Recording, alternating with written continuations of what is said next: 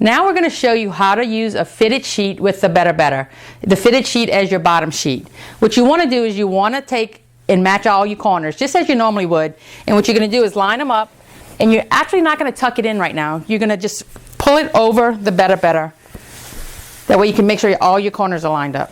So just as you normally would put your fitted sheet on, but you're not tucking it in. And if you have a headboard, it'll automatically tuck itself back there. Now, when you get to the corner, as you can see, this is a regular size queen sheet, but this is a very deep pocket mattress. So the chances of this fitting all the way are slim. But as you can see, look, this barely makes it to the bottom. So the chances of it popping up at night are probably pretty good. So what you want to do is you want to take your Better and you want to flip it down, and then you take your sheet, just like this, pull it halfway down, and then you flip the Better back up. Now it doesn't matter that it doesn't fit because it's always going to stay tight just like that. And you want to do the same thing with all four corners. Flip it down, tuck it in, and that's it. And you can see how it automatically tucks itself in. The same thing's going to happen at the top.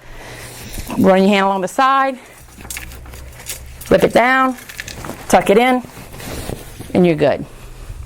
So that's it. You can do the same thing with this corner.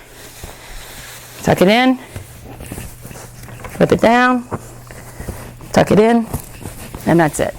And then you could pull it from the sides to make it tight, and that's it. Now when you sleep in your bed at night, you're going to have wrinkles, but it's going to hold all the corners in. It's not going to come out, but you will have some wrinkles, so just be aware of that.